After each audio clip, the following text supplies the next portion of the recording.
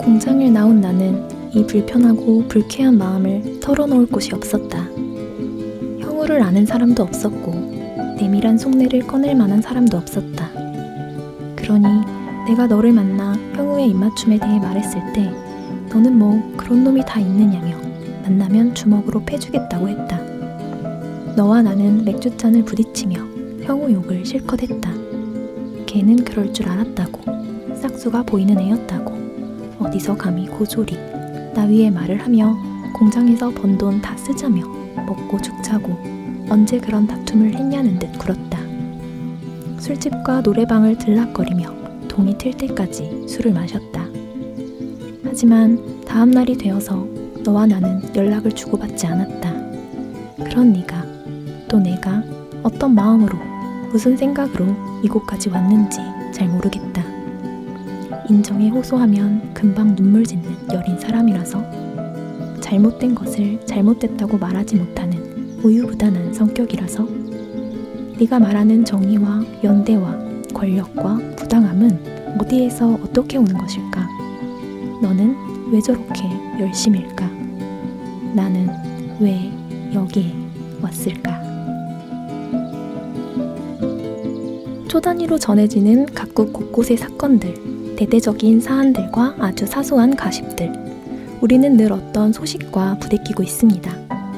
세상은 언제나 북적였고 요란하게 굴러갔습니다. 하지만 왜 유독이라는 생각이 드는 요즘일까요? 지금 우리는 모두 말하고 있습니다. 모두 말할 수 있습니다. 모두 같은 무게를 가집니다. 얼굴 없는 지대에서 어떤 위험 없이도 서로를 향해 옳고 그름을 말할 수 있게 되었습니다.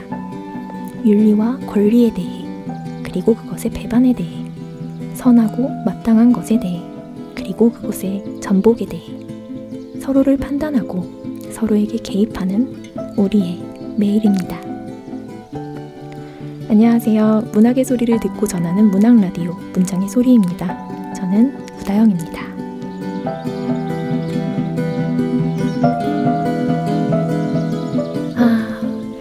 안녕하세요. 오늘은 김영은 작가님을 모시고 한번 이야기를 나눠보려고 합니다. 안녕하세요. 네, 안녕하세요. 네, 김영은 작가님은 올해 한국일보 신춘 문예로 그 말을 하자면 이라는 단편을 발표하시며 작가 생활을 시작하셨어요. 문장의 소리 청취자분들을 처음 만나는 것일 텐데 한번 자기소개 부탁드립니다. 네.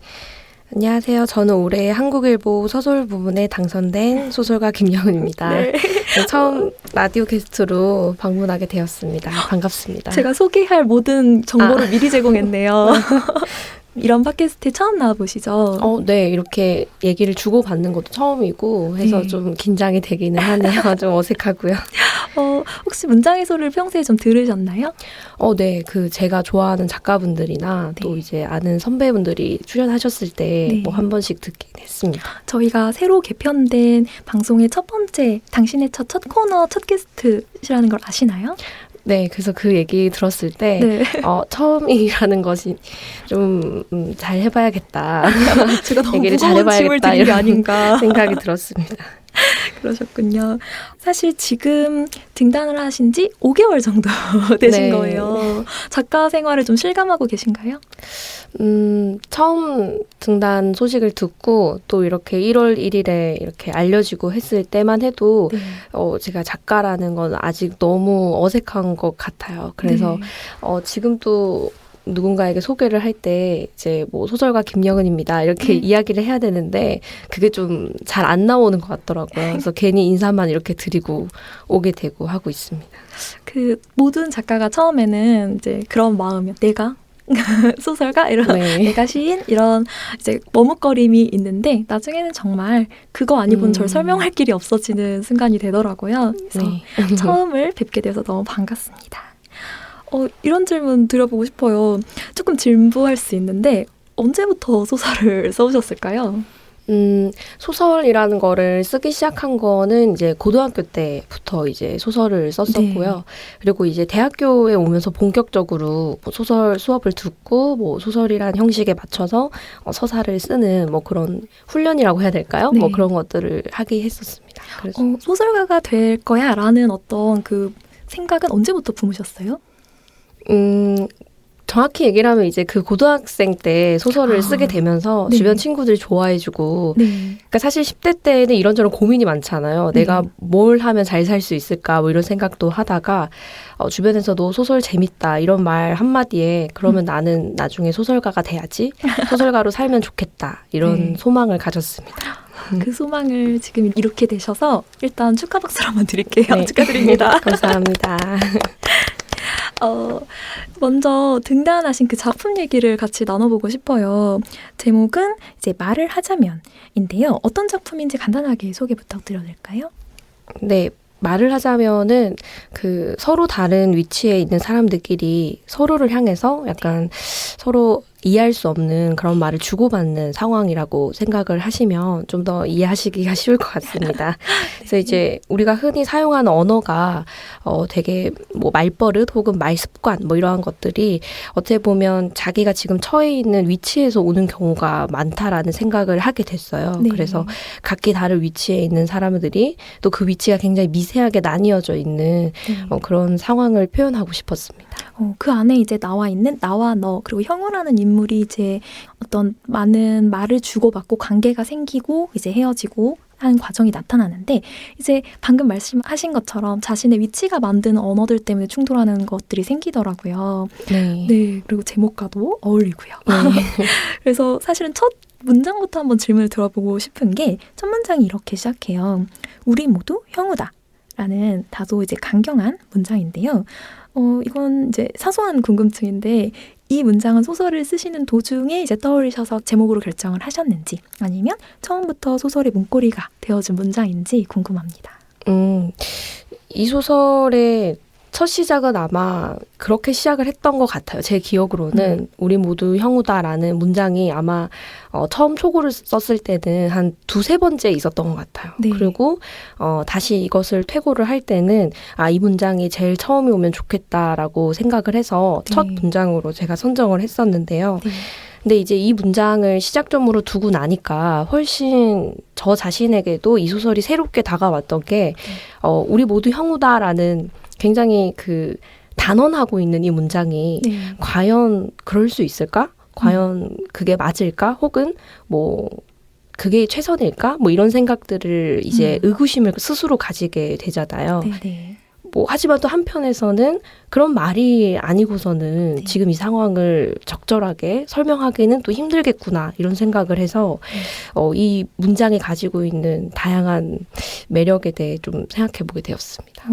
저도 굉장히 매력적이고 중의적인 어떤 의미를 전달할 수 있는 문장이라고 생각을 했던 게 일단 이제 청취자분들께 이 소설의 줄거리를 잠깐 설명을 좀 드려보자면 형우는 산업재해의 어떤 피해자예요. 그 산업 안에서 일어난 사고로 이제 나중에 쇼크로 결국 사망에까지 이르는 그래서 그 형우라는 존재에 대해서 이 산업 구조에 대해서 시위가 일어나는 현장에서 우리의 이제 구호 멘트가 이제 우리 모두 형우다. 라는 것이 되는데 이것이 어떤 연대, 우리 같은 뜻을 가진 사람들끼리의 연대의 말이잖아요. 나도 형우가 될 수 있고 누구나 형우가 될 수 있다는 어떤 공감한다는 말이기도 한데 어떻게 생각하면 형우는 그 산업재해의 피해자이기 이전에 굉장히 불쾌한 그 생각을 가지고 다른 사람에게 불쾌한 마음을 들게 한 어떤 존재였던 적도 있고 나에게 어떤 실수를 한 존재이기도 하고 아주 복합적인 모습을 가진 사람이에요. 그래서 저는 이 안에 나와 있는 모든 인물들이 정의로운 말들 그리고 사회의 중요한 문제들에서 시선을 돌리지 않는 조금 깨어있는 사람들처럼 느껴지지만 결국에는 형우처럼 이런 올바른 면과 다른 어떤 그렇지만 부족한 어떤 편견이나 부족한 단언해버리는 생각 같은 걸 가진 불완전한 어떤 인간이다. 우리 모두 불완전하다. 이런 뜻을 같이 겸하고 있는 것 같더라고요. 그래서 혹시 작가님은 이렇게 인간의 여러 면모에 대해서 관심이 많으신가요? 네, 아무래도 소설을 쓰다 보니까 그 인물을 많이 관찰을 하게 되고, 근데 뭐 사실 평소에도 살면서 저 자신에 대해서 이제 되돌아보게 되면 굉장히 이제 모순적인 부분들이 많이 발견이 되더라고요.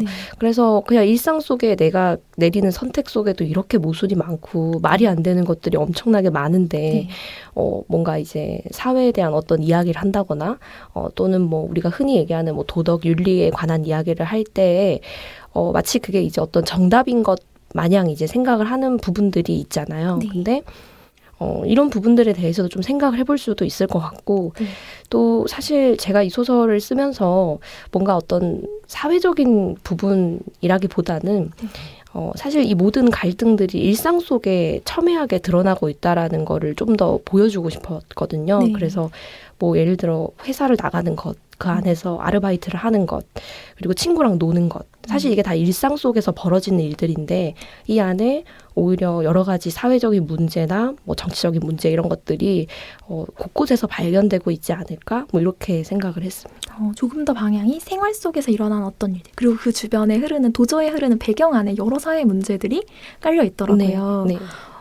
그렇다면 굉장히 많은 문제들이 이 인물들을 감싸고 있는데 사회 이슈, 중요한 지금 고민해야 할 때는 여러 문제들에 대해 관심이 많으실까요?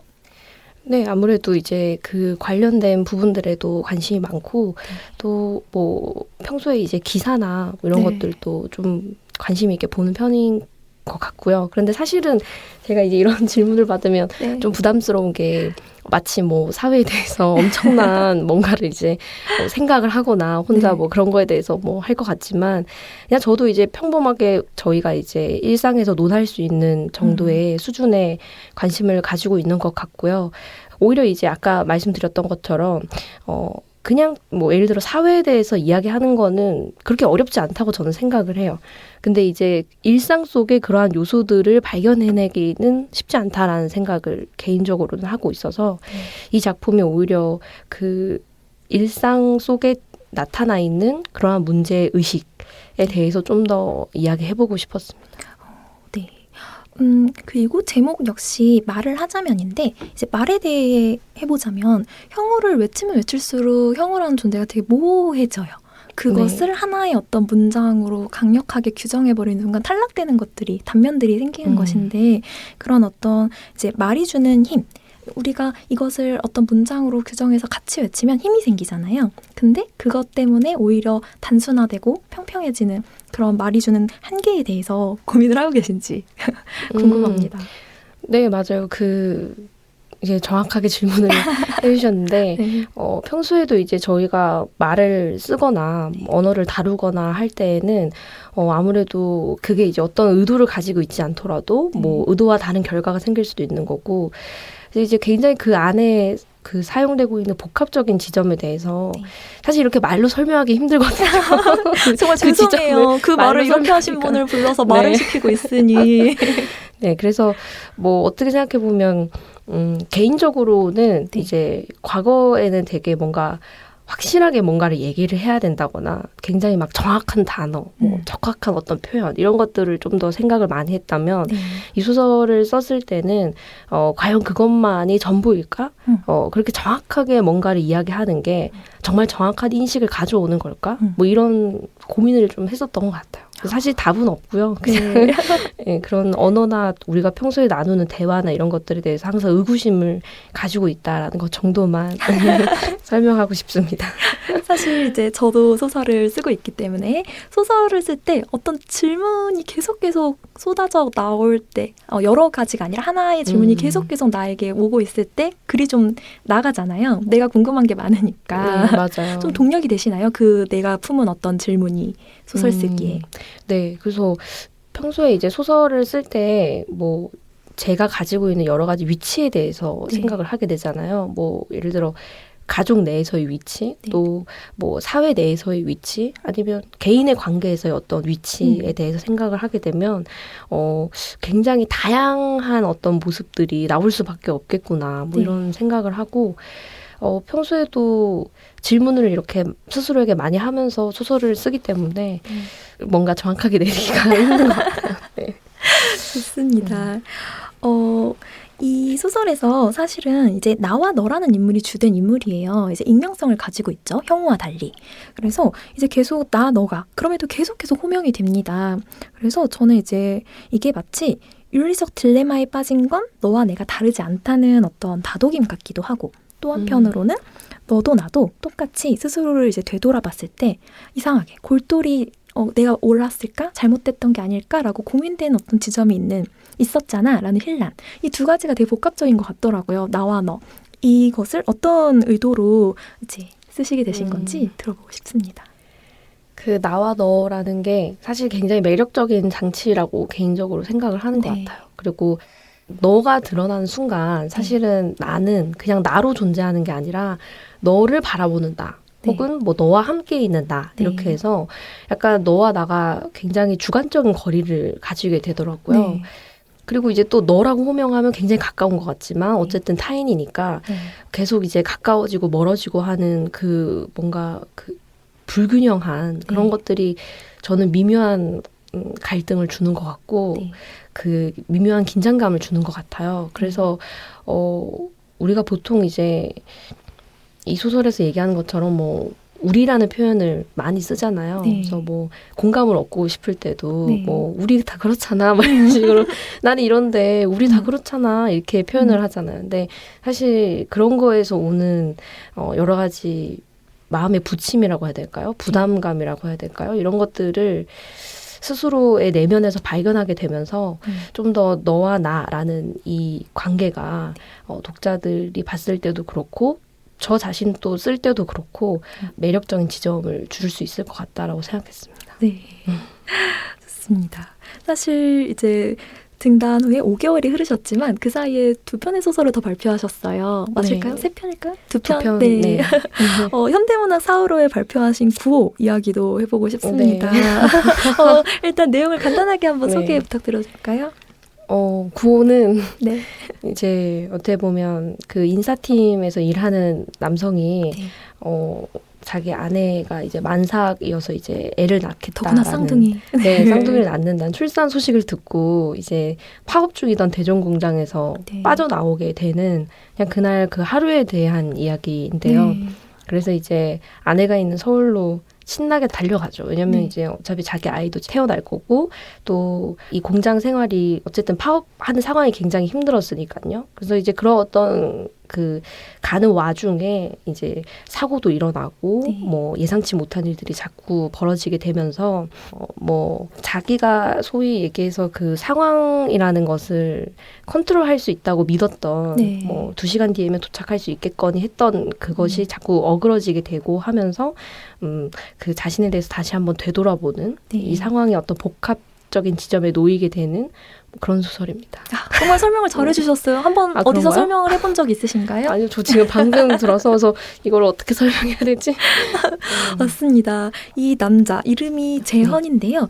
이 인물이 이제 아내에게 올라올 수 있어라고 가는데 차는 막히고 그 사측과 대립하는 노조위원장은 투신을 해서 죽음의 가능성을 품고 있고 아내는 출산을 하는데 이제 탄생의 가능성을 품고 있는데 그 사이에서 그 도로에 꽉 막힌 정체된 도로에서 갈팡질팡하며 어디에도 무엇도 해결하지 못하는 인물이 나와요. 네. 심지어 그 사고의 원인의 현장을 보면 거의 이제 생과 사의 경계에 있는 이제 피 출갑이 된 네. 사람이 보이는데 제목은 구호란 말이에요. 네. 무엇 하나 이제 구하지 못한 어떤 인물이 갈팡질팡하는데 이런 그 인물에 대해서 조금 그 매력을 느끼시는지 갈팡질팡 어떻게 해야 될지 몰라서 망설이고 머뭇거리다 멈춰버린 인간에 대해서 좀 관심이 많으신지 궁금해요. 네, 제가 좀 개인적으로 저도 이번에 새롭게 발견하게 된 네. 저의 그 새로운 지점이었는데요.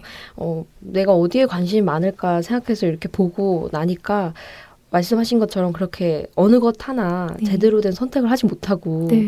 어떤 선택을 해도 이제 잘 안 되는 그런 것들에 대해서 좀 관심이 많은 것 같아요. 그러시구나. 사실 소설은 흔히 그 인물이 이전으로 돌아갈 수 없는 것, 그래서 그 인물이 이동하는 것이라고 되게 이제 쉽게 많이 배우잖아요. 네. 네. 그런데 이제 이 앞서 말씀해 주신 두 소설에서는 인물들이 이제 어떤 가치 판단을 쉽게 할 수 없는 어느 그 깨달음까지 이르러서 멈춰버린 인물들이 나와요.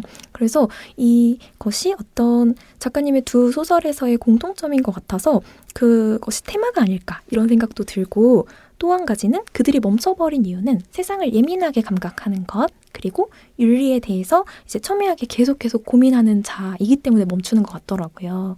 그래서 윤리적인 문제에 대해서 생각을 좀 많이 하고 계신지 평소에 들어보고 싶습니다. 윤리적인 어려운 질문. 작가가 되신 것 같죠? 네. 이런 얘기를 주고받아 보니. 제가 사실 저 소설의 결말에 대해서 이런저런 얘기를 좀 들을 때가 많은데 네. 왜 어떤 것도 얘기 선택하지 들으셨나요? 않고, 네.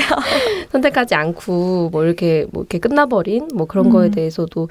근데 저는 개인적으로 이 인물들이 질문을 품고 끝나는 거잖아요. 네. 근데 저는 이 인물들이 멈췄지만 멈추는 방식으로 이동했다고 생각을 해요. 네, 맞아요. 가치 맞아요. 판단할 수 없다는 사실을 깨달은 자가 멈춰섰거든요. 네. 그래서 앞으로 계속 멈춰 서실 건가? 이런 생각을 하며. 네, 뭐 한 반발짝 정도는 더 갈 수도 있겠지만 네. 아마 제가 지금 관심을 기울인 인물들은 네. 그 자리에 그 자신이 몰랐던 것을 깨달은 상태로 앞으로 어디로 가야 할까라는 또 다른 고민에 놓인 그런 상황으로 생각을 많이 하고 있습니다. 네. 혹시 자신이 쓴 소설 속 인물에 대해서 어떤 마음을 좀 품고 계세요? 애틋하다, 막 좀 모르겠다, 미지다, 뭐. 제가 쓴 인물들에 대한 마음은 좀 애들이 안타깝다? 뭐 이런 다 내가 저지른 일인데 네. 미안함이 있나요? 좀 미안하기도 하고 네. 또 한편으로는 이 친구들도 뭔가 자기도 잘 살아보려고 했던 것들도 네. 있을 거고 뭐 여러 가지로 근데 상황이 이렇게 좋지 않게 항상 끝을 맺으니 네. 좀 안타깝다 이런 생각도 들고요. 근데 또 한편으로는 사실 그들이 가지고 있는 어떤 약간의 비겁함이라고 해야 될까요? 네. 그런 것들을 제가 또 건드리고 그들이 그 자신의 비겁함을 발견했을 때 놀라워하는 걸 보면서 네. 즐겁기도 합니다. 작가시네요. 사실 이런 사람의 이야기, 우리 내면에서 일어나는 여러 고민들에 대한 이야기를 했을 때 주변 지인들이 읽었을 때 뭔가 굉장히 많은 그 뜨끔? 아니면 의심? 같은 것이 샘솟잖아요. 그래서 어떤 인물들을 가지고 올 때 주변 친구들이 이거 뭐 나야? 아니면 우리 그때 한 그 사람 이야기인가? 이런 식의 어떤 궁금증들이 생기나요? 사실 그렇진 않은 것 같아요. 왜냐면 여기 지금 제가 발표한 소설도 그렇지만 이게 자기가 이제 어떻게 드러난다라고 그 누구도 얘기하지 않는 것 같아요. 그냥 이제 아주 재미있는 거는 이런 사람들 많지. 이런 식의 어떤 말들, 이런 사람들이 맞아. 생각해보니까 형우 같은 애들도 되게 많아. 뭐. 형우가 굉장히 재미있고 입체적이라는 생각이 들었던 게 이런 애 많은데 형우 같은 애를 여기서 만드셨잖아요. 네. 형우는 조금 재미있어요. 왜냐하면 친절도 가지고 있고요. 다정도 가지고 있고 약간의 편견도 가지고 있고 무례함도 가지고 있고 무지에서 오는 무례함이죠. 그 모든 게 뒤섞여 있는데 자몽만 몇 줄을 챙겨서 이 누님들에게 베풀 줄 알고 이 안에서 사회생활을 뭐 이제 잘해서 되게 능글능글 맞고 일을 잘하는 젊은이가 그런 이미지도 있는데 혹시 사회생활을 해보셨나요? 사회생활, 그러니까 어떤 회사에 뭐 직접적으로 들어가고 이런 건 아니지만, 뭐 학원에서 오랫동안 또 일을 한 적도 있고, 또 주변 친구들한테 사회생활 관련해서 얘기를 많이 듣는 편이기는 해요. 또 언니가 직장인이어서 매일 밤마다 회사에 대한 이야기를 듣고는 합니다. 회사를 다니신 게 아닌가 싶을 만큼 사측과 노동 현장과 이 상황들을 잘 하시더라고요. 네, 그래서 주변에 회사 다니는 친구들이나 이런 사람들에게 제가 좀 관심이 많은 것 같아요. 네. 좀 어떻게 일을 하는지 뭐 이런 여러 가지 것들을 많이 물어보는 편인 것 같습니다.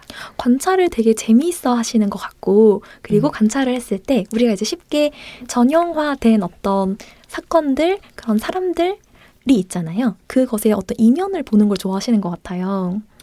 네, 저는 가끔 그런 생각 하거든요. 이렇게 어디 어릴 때 아르바이트 같은 걸 할 때 굉장히 무례한 뭐 손님을 만나거나 무례한 사람들을 보잖아요. 그러면 저 사람 도대체 왜 저래 생각을 하다가도 저 사람들도 어느 상황에서는 또 굉장히 좋은 사람일 수도 있잖아요. 누군가의 또 어머니 아버지일 수도 있고 뭐 애인일 수도 있고요. 그래서 항상 그런 생각을 하면 참 사람 되게 복합적이구나. 되게 양가적이구나. 이런 생각을 많이 하면 또 저 자신도 뭐 어디에서는 굉장히 뭐 좋은 사람일 수도 있겠지만 어디에서는 또 별로인 사람일 수도 있잖아요. 그런 지점들을 계속해서 건드려 가는 것 같습니다. 네, 좋습니다. 사실 이제 세 번째 소설 악스트에 발표된 소설도 한번 얘기를 나눠보고 싶어요. 악스트 3, 4월호 53호 이 악스트의 지금은 아니를 발표하셨는데 네. 조금 어떤 지독한 고독을 보여줘요, 이 소설은. 그래서 주근이의 전화에 저장된 단 2개뿐인 연락처가 나와 내 연인이라면? 네. 네.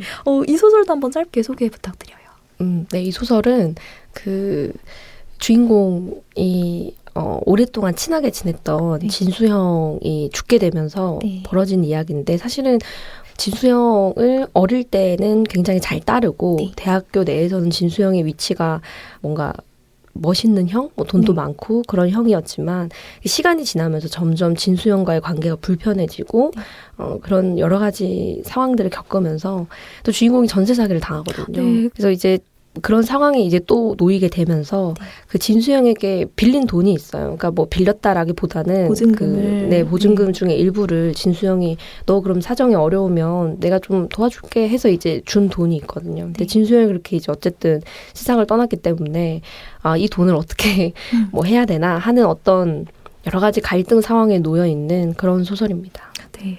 벌써 이렇게 3편의 소설이 나오면 이제 제 기억을 더듬어 보면 저희는 항상 단편들을 모아 소설집이 생긴다는 것을 알잖아요. 네. 그럼 막 그려볼 것 같아요. 내 소설집은 약간 이런 그림의 작품집이 엮여 나오겠구나. 네. 좀 이제 큰 그림이 살짝 그려지시나요? 이 3편을 발표를 이제 어쨌든 2편을 발표하고 나서 네. 저도 이제 그 남은 3편들을 보면서 저의 어떤 소설의 방향성이랄까요? 이런 것들을 다시 한번 잡아보게 된 계기가 됐던 것 같습니다. 아니 사실 소설을 쓰기 전에는 사실 우리가 뭘 그렇게 쓰고 있는지 잘 모르잖아요. 뭐에 관심이 맞아요. 있고 내가 어떤 맞아요. 스타일이고 모르는데 모아놓고 이제 다시 이게 역공부가 네, 네. 되죠. 나 이런 사람이구나. 네.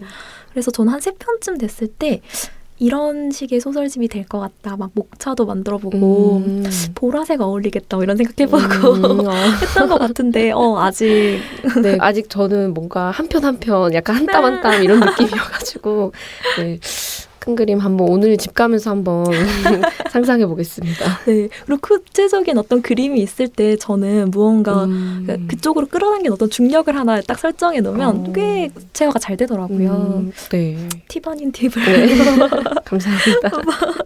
그래서 여쭤봤고요.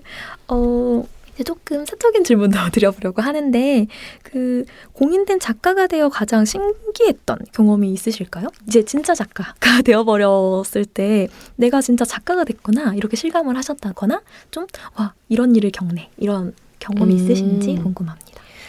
작가로 좋다라는 생각을 한 것은 사실 이제 제가 하는 모든 일들을 주변 사람들이 그래 너는 작가니까 그런 거 하는구나 이런 어떤 걸로 넘길 수 있다라는 게 가장 기분이 좋은 것 같아요. 거의 모든 것에 이유가 되더라고요. 네, 사람들이 다 알아서 이게 얘기를 해줘가지고 알아서 해명할 필요 없이 네, 맞아요. 작가세요? 이렇게. 맞아요. 그리고 이제 재밌는 거는 그냥 뭐 예전에는 책을 읽고 있으면 부모님들이 책 읽지 말고 뭘 좀 다른 걸 해라 생산적인 걸 해라. 그래서 엄마 이게 내 일이야 이렇게 해도 뭐 그걸로 뭐 돈도 못 버는데 뭐 이렇게 이제 하셨는데 등단을 하고 난 다음부터는 아무래도 책을 읽거나 책을 사거나 뭐 이런 것들을 할 때도 당당하게. 그저 그냥 그래 하는 경비라고 그런 하죠. 부분들이. 경비. 그렇죠, 일에 따른 경비와. 맞아요. 난 이게 필요해. 네. 이런 식의 얘기를 이제 농담 삼아 할 수 있어서 그게 가장 사실은 기분이 좋고요. 네.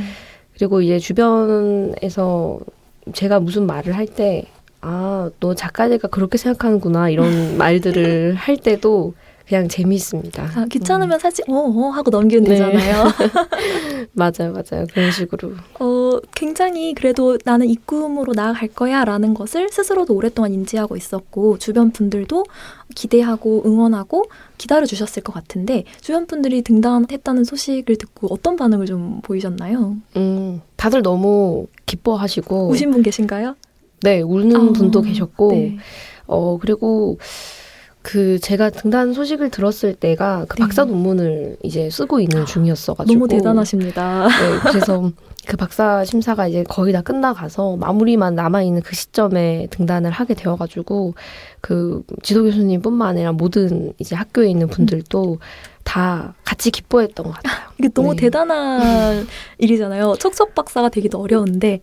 네, 이게 작가도. 한꺼번에 그렇게 돼가지고 저도 굉장히 그때는 기분이 얼떨떨하고 그랬어요. 올해가 정말 특별한 해겠어요. 완전 1월 1일부터 그 이제 박사 논문도 끝, 작가 네. 등단 준비도 끝, 그리고 네. 새로운 생활의 시작.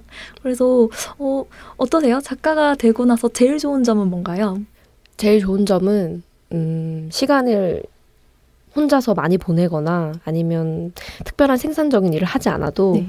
그래 난 지금 작품 구상 중이야 라는 생활을 즐길 수 있어서 그게 좋고요. 뭐 농담 삼아 이렇게 얘기하긴 했지만 네. 그냥 작가가 됐다라는 것만으로도 저한테는 또 새로운 어떤 삶을 선물 받았다라는 생각을 많이 해서 제가 이제 뭐 항상 등단하고 나서 뭐 감사 인사 드리거나 아니면 네. 이제 등단 소감에도 제가 써놓긴 했는데 이 작가 소설가로서의 삶을 이제 허락받은 느낌이 드는 거죠. 네. 이제 넌 이런 삶을 살아도 돼라는 생각을 이제 그런 게 있어가지고 요즘 그냥 하루하루 행복하게 뜻깊게 잘 보내고 있습니다. 저는 등단한 해에 괴로워하시는 작가분들도 계시는데 전 그냥 그저 좋았거든요. 네, 좀 한편으로 무서운 점도 있었던 것 네. 같아요. 네. 그럼 그 두려움이나 고민이 좀 있으실 것 같은데 벌써 있으신가요? 네, 아무래도 이제 제 등단한 작품이 뭔가 사회적인 이슈나 이런 것들을 다루다 보니까 네. 이제 주변에서 그런 거 관련된 질문을 뭐 많이 하거나 네. 또 저도 이제 작품을 쓸 때 저도 모르게 그럼 사회 이슈 이런 걸 좀 더 생각을 해봐야 되나 이런 고민이 되더라고요. 근데 이거는 너무 이제 제가 뭐랄까 그 등단작에 대한 지나친 네. 어떤 그 우려와 염려 때문에 네. 그렇게 생긴 것 같고요. 요즘은 그래도 마음 놓고 제가 또 쓰고 싶은 방향대로 쓰려고 노력하고 있습니다. 궁금한 게 이제 등단 후에 좀 좋아했던 작가들도 있고 이제 선배, 동료가 된 선배들도 네. 있을 텐데 좀 만나보셨나요?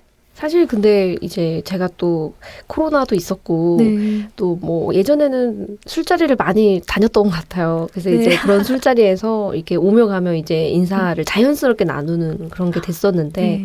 지금은 또 그렇지 못해가지고 뭐 사실 뭐 그렇게까지 제가 막 서로 막 보거나 하지는 못했던 것 같아요. 그 예전에 많이 이렇게 오며 가며 뵀던 거에 비해서는 네. 많이 못 뵀던 것 같고 여전히 학교 내부에 계시는 분들이나 네. 뭐 그런 분들 좀 뵀던 것 같습니다. 네. 그렇군요. 이제는 같은 동료 작가가 되셨기 때문에 그분들도 약간 보고 싶어 하실 거예요. 네. 그래서 좀 제가 평소에 좋아하는 작가분들 네. 어떻게 만날 수 있을까? 뭐 이런 생각을 그런 생각하고 있습니다.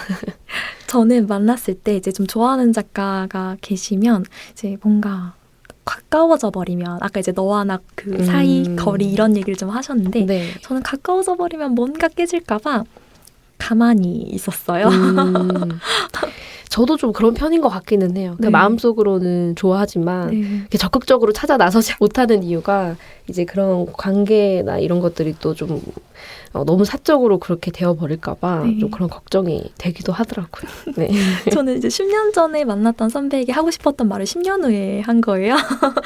그때 사실 네. 너무 좋아해요. 이 말 하고 싶었는데 10년 후에 드렸더니 10년이나 그때 말씀드리고 싶었는데 그분도 나도 그랬다. 그러시더라고요. 그래서 앞으로 많은 작가분들과 네. 재밌는 이야기도 나누시고 작업도 교류하는 경험이 좀 많이 있으셨으면 좋을 것 같아서 말씀을 드려봤고요. 작업 스타일도 한번 여쭤보고 싶어요. 글을 주로 어느 때 쓰시나요? 주로 저는 낮에 씁니다. 낮에 아침이라기보다는 점심 먹고 보통 낮에 오후에 쓸 때가 많고요. 그렇지 않은 상황, 예를 들어 이제 잠이 안 오거나 네. 뭐 지금 소설을 좀 써야 되겠다 싶을 때는 부득이하게 저녁에 새벽에 쓸 때가 있지만 웬만해서는 낮에 쓰려고 노력을 많이 하고 있어요. 이게 정말 딱 취향이 나뉘는 게 해가 좀 있어야 움직이는 이제 태양열 전지전 같은 분들이 계시고 해가 지고 모든 것이 꺼져야 시작하시는 분들이 계신데 그러면 조금 성실하신 것 같아요. 그렇죠. 뭐 근데 이제 밤에 쓰면 아무래도 체력이 너무 그러니까 예전에는 밤, 낮 상관없이 썼던 것 같아요. 근데 네. 지금은 체력도 너무 안 되고 이러니까 이럴 거면 그냥 낮에 남들 이제 회사 출근하듯이 그렇게 한번 써보자라고 다짐은 하지만 저녁에도 많이 씁니다. 사실 밤에도 많이 쓰고요. 이렇게 뭐 좀 띄엄띄엄 나눠서 쓰시는 분들도 계시고 한 번에 몰아써서 쓰시는 분도 계시는데 어떠세요? 좀 이제 조금씩 매일매일 일을 나누어서 소설을 쓰시나요? 저는 되게 특이한 게 그 작품마다 다른 것 같아요. 아, 그렇죠. 네, 그래서 이게 사실 뭐 제가 이런 루트를 가지고 있다고 해도 네. 어떤 작품은 저도 모르게 뭔가를 많이 쏟아내야만 할 때가 오더라고요. 네. 그러면 시간과 뭐 체력 이런 걸 또 고려하지 않고 막 쓰게 되잖아요. 네. 어떻게 보면.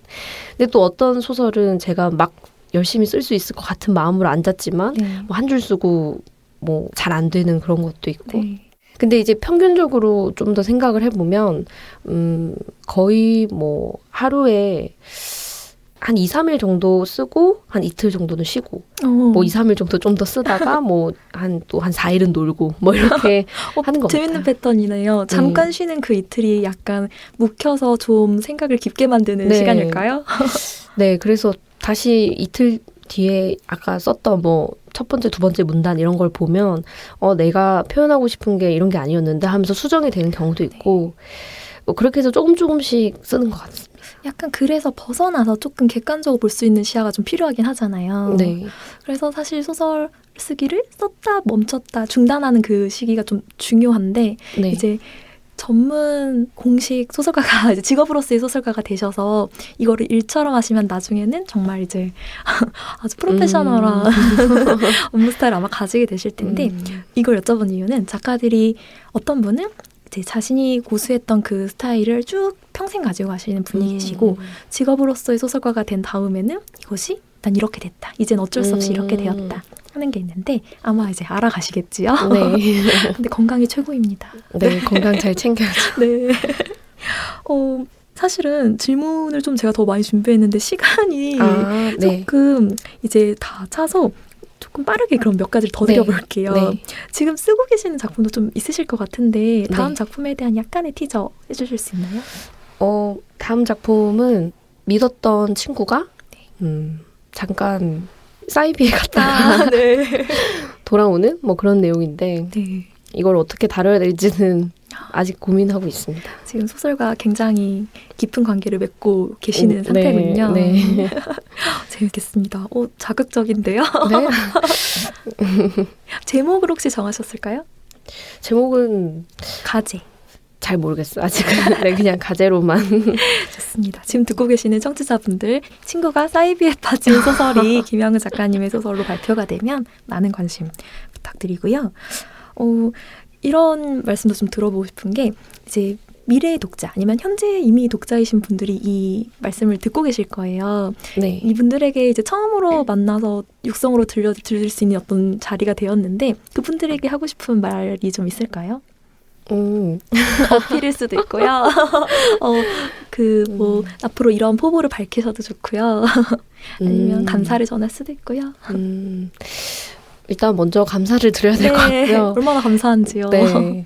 그리고 이제 원래 제가 소설을 쓸 때 개인적인 저의 그 목표는 어디에서도 쉽게 잘 읽을 수 있는, 잘 읽히는 소설을 써야겠다라는 생각을 좀 많이 하는 편이에요. 그래서 미래의 독자분 혹은 지금 이 얘기를 듣고 계시는 분들도 제 소설은 큰 부담 없이 이제 그 자리에서 빠르게 또 재밌게 읽을 수 있도록 그렇게 써보도록 하겠습니다.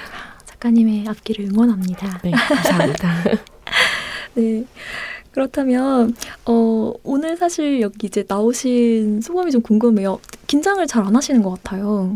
아니에요. 지금도 긴장하고 있고 네. 지금도 말을 어떻게 하면 더 조리 있게 할 수 있을까, 편하게 할 수 있을까 이런 생각을 하고 있습니다. 제 처음 팟캐스트에 출연했던 기억이 나네요. 저는 그걸 다시 들을 수 없는데요. 저도 이건 제가 못 들을 것 같아요. 그런데 의외로 나중에 시간이 지나서 나 못 들어 했다가 다시 들으면 내가 이제 열심히 생각보다 기특하네 하는 그런 말들이 있어서 나중에 찾아보시면 그런 마음이 드실 것 같고요. 혹시 너무 아쉽다, 이 말은 난 하고 싶었는데 아까 긴장해서 좀 놓쳤다 하는 그런 말이 있을까요? 아쉬움 없이 한번. 너무 갑작스러운 질문이어서 네, 저는 오늘 이렇게 많은 얘기를 나눌 수 있어서 네, 좋았던 것 같고요. 네. 다음번에 좀 더 작품 관련해서 더 다양한 이야기를 나눌 수 있도록 다양한 작품을 열심히 써보도록 하겠습니다. 다음엔 책을 가지고 우리가 앞에 네, 다음에 단행본을 가지고 책을 가지고 물성 있는 책을 네. 소유한 채로 이야기를 나눠보길 바라고요. 그렇다면 오늘 나와서 이렇게 귀한 이야기 들려주셔서 정말 감사드립니다. 네, 감사합니다. 감사합니다. 작가의 처음을 함께하는 특별한 시간을 선물해 주셔서 감사합니다. 김영은 소설가님께 기대와 응원을 보냅니다. 저는 다음 주 문장의 소리 784화 1부로 다시 인사드리겠습니다. 곳곳에 가닿을 문학의 목소리를 상상하며 마칩니다. 저는 우다영이었습니다. 나무 향기가 좋아서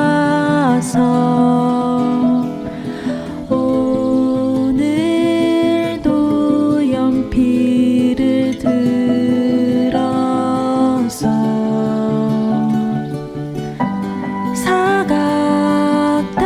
사각대는 소리 귀 기울이다 반가운 소식에 고개 들면